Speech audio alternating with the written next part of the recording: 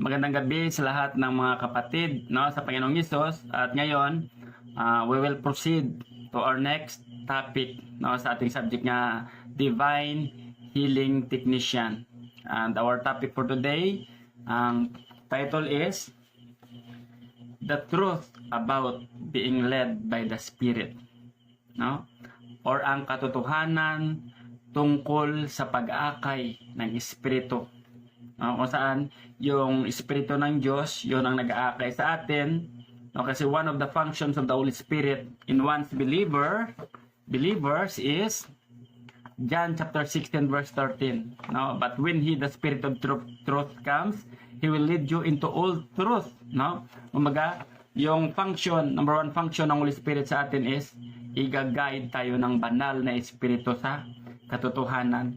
No. Kaya yung mga tao na pinapanahanan na ng Espiritu ng Diyos, tulad ng sinabi ni Paul, walang taong pinananahan ng Espiritu ng Diyos na nagsasabing sumpain si Jesus. It's because ang lahat ng taong tumanggap sa Panginoong Hesus, naka-receive ng kanyang Holy Spirit is naglo-glorify, no, sa ating Panginoong Hesus.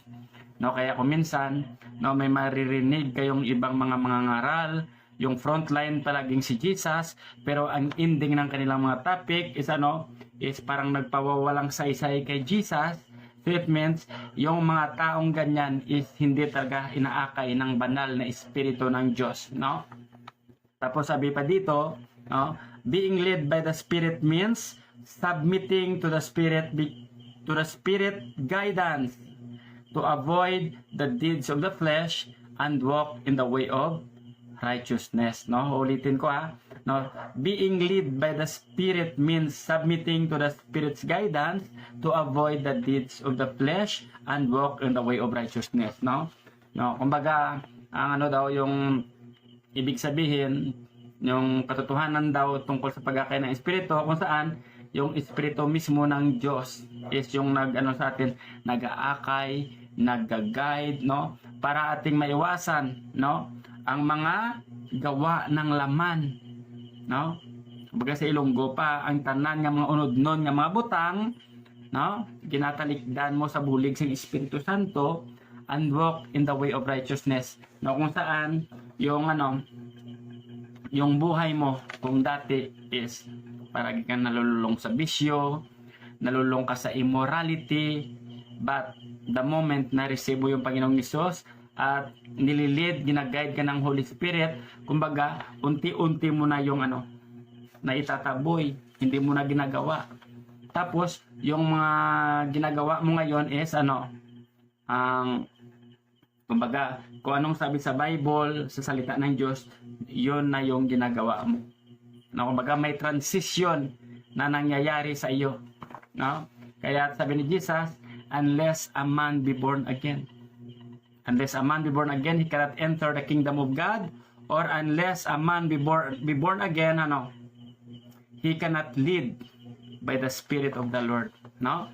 Tapos, sa Psalm chapter 32 verse 8, sabi dito, 8 to 9, ang sabi ni Yahweh, aakayin kita sa daan, tuturuan kita at laging papayuhan. Huwag kang tumulad sa kabayo o sa mola na walang pangunawa, na upang sumunod lang ay hatakin pa ang renda. No? Kumbaga, sabi dito, sabi ng Panginoong Diyos, ng Panginoong Yahweh, no, aakayin kita sa daan na at tuturuan kita at laging papayuhan. No? Kaya sa buhay ng mga Christians, no, na-experience nyo na the more kayo, no, nakikipag-fellowship sa Holy Spirit, sa kay Lord Jesus, no, the more, no, sabi sa Proverbs chapter 3 verse 5 to 6, no, commit yourself in the Lord, and He will direct your path. In all your ways, acknowledge Him, no, and He will make your path straight, no. Tapos sabi din sa Romans chapter 8 verse 11 to 19, no, kung naninirahan sa inyo ang Espiritu ng Diyos na siyang muling bumuhay kay Kristo Jesus, siya na muling bumuhay sa Diyos ay muling bubuhay sa inyong mga katawang may kamatayan, sa pamagitan din ng Espiritong naninirahan sa inyo. No, sabi daw dito, He who raised, if the Spirit of God dwells in you, He who raised Jesus from the dead will quicken your mortal bodies. No? Sa pamamagitan ng kanyang espiritong naninirahan sa inyo. No? Tapos, verse 12, mga kapatid, wala tayong pananagutang sundin ang mga hilig ng laman upang mamuhay ayon sa katawang makalaman. Sapagkat mamamatay kayo kung namumuhay kayo ayon sa katawang makalaman, ngunit kung pinapatay ninyo sa pamagitan ng espiritu ang mga gawa ng katawang makalaman, mabubuhay kayo. No? Ang lahat ng pinapatubayan ng espiritu ng Diyos ay mga anak ng Diyos. Sapagkat hindi espiritu ng pagkaalipin ang inyong tinanggap upang kayo'y mamuhay sa takot. Sa halip, ang inyong tinanggap ay ang espiritu ng pagkupkup upang kayo'y gawing mga anak ng Diyos. Kaya tayo'y tumatawag sa Kanya ng Ama, Ama ko. Ang espiritu ang nagpapatotoo kasama ng ating espiritu na tayo'y mga anak ng Diyos. At yamang mga anak tayo'y mga tagapagmana ng Diyos at kasamang tagapagmana ni Kristo Jesus. Sapagkat kung tayo'y kasama niya sa pagtitiis, tayo'y makakasama niya sa kanyang kalwalhatian. Para sa akin, ang mga pagtitiis natin sa kasalukuyan ay hindi mayambing sa kalwalhatiang ipahayag sa atin balang araw, sapagkat nananabik ang sanlilikha na ihayag ng Diyos ang kanyang mga anak. No? Kumbaga sabi dito sa verse 11, no, yung Espiritu Santo daw na na muling bumuhay kay Jesus mula sa sa kamatayan, kung naninirahan daw siya sa atin. Itong espiritong bumuhay kay Jesus, specifically the Holy Spirit, siya rin ang magbibigay ng o siya rin ang muling bubuhay, no, sa inyong mga katawang may kamatayan. No, ina-apply ko din dati ito sa divine healing.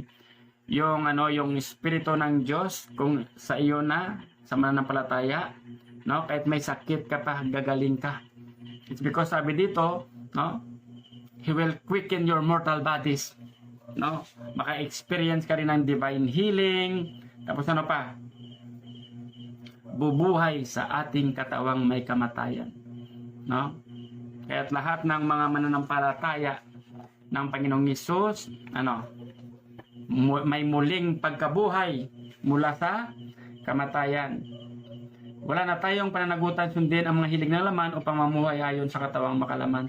Alam nyo, yung katawan natin, yung physical at saka yung spirit, no, natin is palagi yang sabi ni Paul, palagi yang nag-aaway, no? But it is up for you kung sino yung isusundin mo.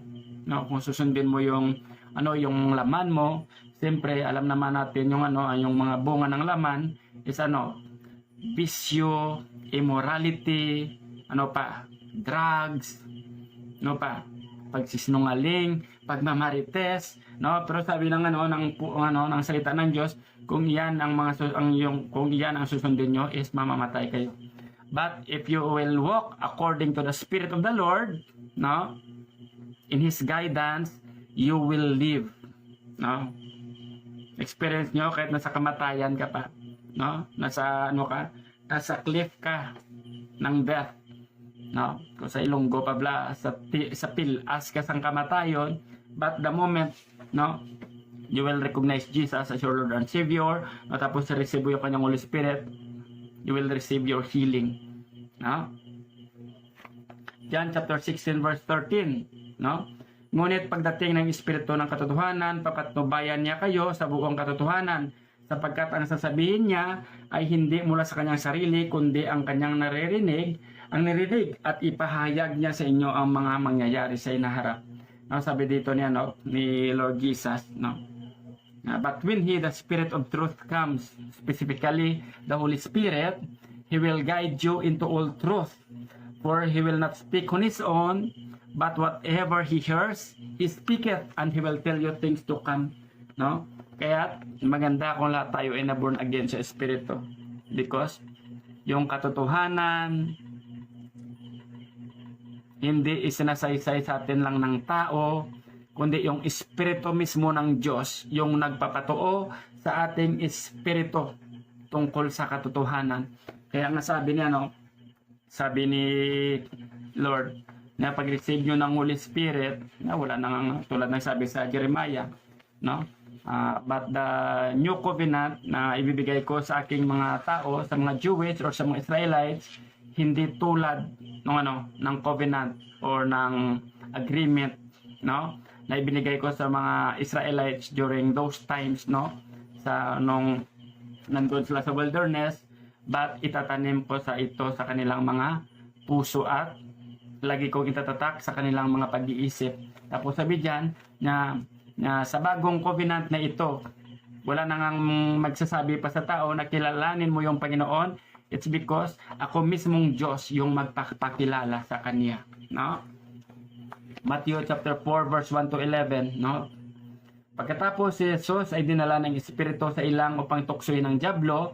Siya ay nag-ayuno sa loob ng 40 araw at 40 gabi, kaya't siya ay nagutom. 3. Dumating ang dyablo at sinabi sa kanya, kung ikaw ang anak ng Diyos, gawin mo ang tinapay ang mga batong ito. Ngunit, hallelujah, sumagot si Jesus, no? Nasusulat, hindi lamang sa tinapay na bubuhay ang tao, kundi sa bawat salitang nagmumula sa bibig ng Diyos. Verse 5, pagkatapos dinala siya ng dyablo sa Jerusalem, ang banal na lungsod, at pinatayo sa taluktok ng templo.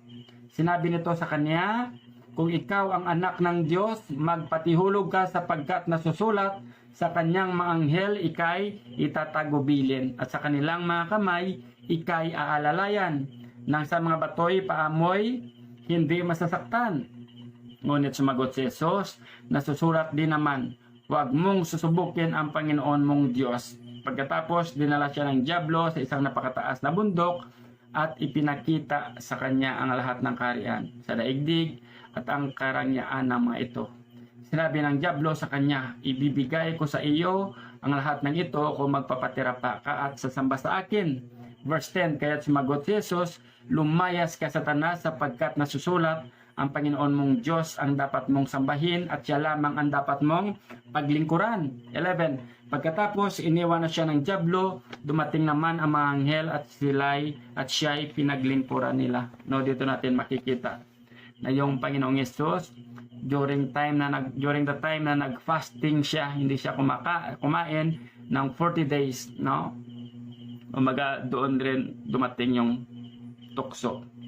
But dahil si Lord Jesus mismo is namumuhay ayon sa guidance ng Espiritu, no?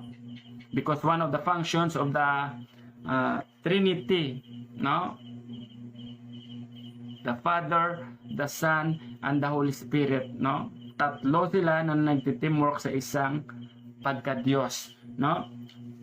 Dahil yung Panginoong mismo, Jesus mismo is namumuhay ayon sa Espiritu, kaya't napagtagumpayan niya ang tukso ng dyablo, no? Kaya't mag-ingat kayo, no? Dapat palagi tayong mamumuhay sa guidance ng Espiritu Santo, no? Palagi tayong magdasal, palagi tayong magbasa ng Bible, ano pa? Palagi tayong mag-fellowship, no? Pag nilid ka ng Panginoon, you have to fast, then fast, no? Kahit pa nga hindi ka nililid ng Panginoon, mag-fast ka pa rin, no? Lalo na kung nanong mo na nararamdaman mo na para mag-a-arise na naman yung physical, no?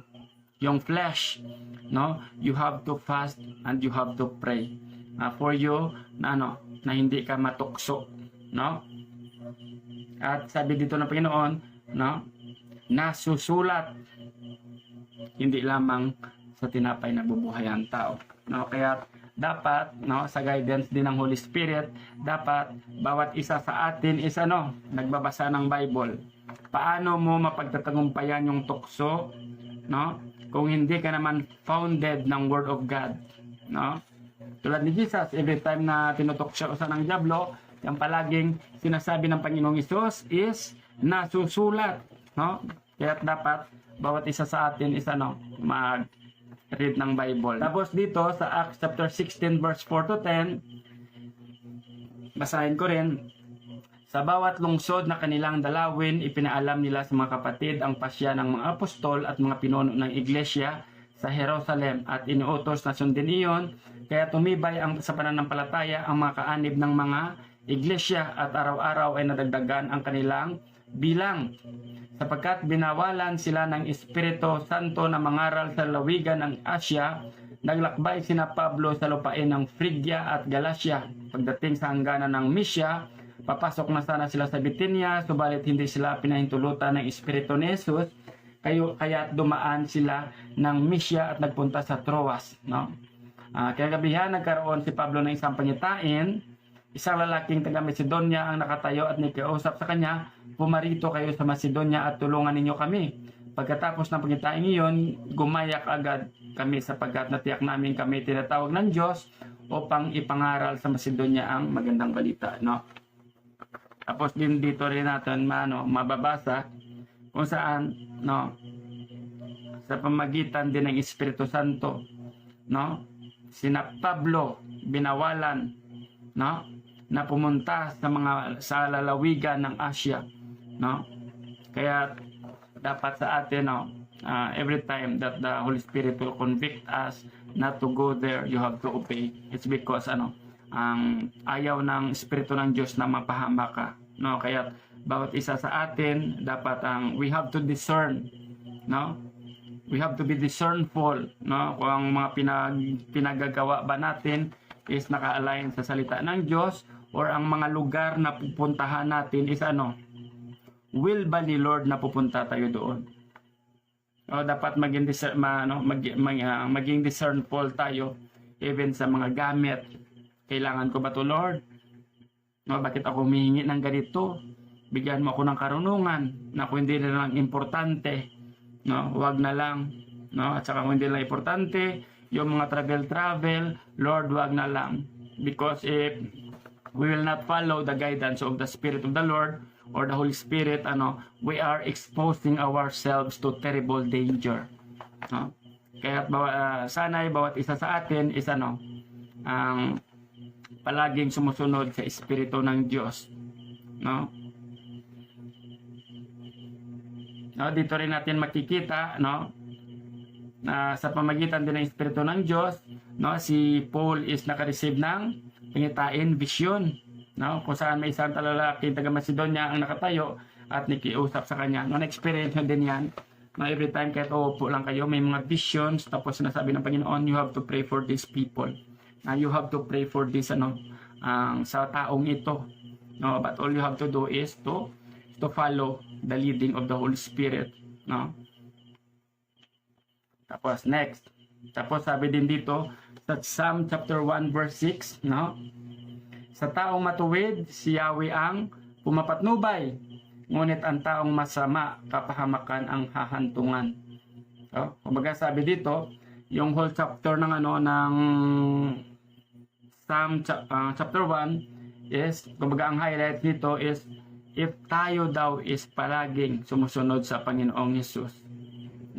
Ang highlights dito is, nasa verse 3, katulad daw tayo ng mga punong kahoy na nakatanim sa tabi ng batisan. Laging sariwa ang dahon at namumunga sa takdang panahon. Ano man ang kanyang gawin, siya ay nagtatagumpay. It's because palagi siyang pinapatnubayan ng Espiritu ng Diyos. Hallelujah. Tapos sabi dito, sa taong matuwid, si Yahweh ang pumapatnubay. Because talaga naman pag yung guidance ng Holy Spirit is nasa iyo is palagi kang may protection. It's because palagi kang sumusunod sa leading ng Espiritu ng Diyos. At naway, may naunawaan tayo sa ating topic ngayong gabi regarding sa ating subject, Divine Healing Technician, DHT 13, the truth about being led by the Spirit, or ang katotohanan tungkol sa pag-akay ng Espiritu or ng Espiritu ng Diyos. Ulit, before ako mag-pray, before ako mag-close, basahin ko ulit. Being led by the Spirit means submitting to the Spirit's guidance to avoid the deeds of the flesh and walk in the way of righteousness. Kumaga, yung Espiritu daw ng Diyos is it means nililid ka, kung ikaw is pumapailalim, sumasubmit ka sa Espiritu ng Diyos, tapos the more ka sumasubmit sa Espiritu ng Diyos, The Lord will help you to avoid the deeds of the flesh, no? Or ang mga gawa ng laman. Para iyong masunod, no? And walk in the way of righteousness. Para iyong masunod yung yung tunay na panuntunan ng Panginoong Diyos, no? At naway bawat isa sa atin, no, ay naunawaan. We have to submit in the Spirit of the Lord, no? Para i-lead niya tayo, no? And we will pray. Ama naming nasa langit, Lord, sa pangalan ng Panginoong Hesus, sa ulit nagpapasalamat kami, O Diyos, sa teaching namin ngayon, the truth about being led by the Spirit. At salamat, Panginoon, at patuloy niyo po kaming inaakay sa katotohanan. Salamat, O Diyos, na sa pamagitan ng pag-lead ng iyong Espiritu Santo is, Lord, we have the protection. Hallelujah. At salamat, Panginoon, at nawa yung teaching namin ngayon is marireceive, hallelujah, hallelujah, ma-absorb ng aming mga kapatiran na nakikinig at nanonood ngayon sa aming online broadcast. Hallelujah. Patuloy niyo po kaming patnubayan, hallelujah, sa pamagitan ng inyong banal na Espiritu Santo. Hallelujah. Salamat, Panginoon. Pinabalik namin sa iyo ang lahat ng papuri at pagsamba sa pangalan ng Ama, ng Anak, at ng Espiritu Santo. Sa pangalan ng Panginoong Hesus.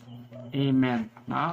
At sa ulit, no, we will proceed sa ating next topic next week, no, sa ating subject na Divine Healing Technician. No? At sa ulit, sa mga nanonood at sa mga mararating ng broadcast na ito.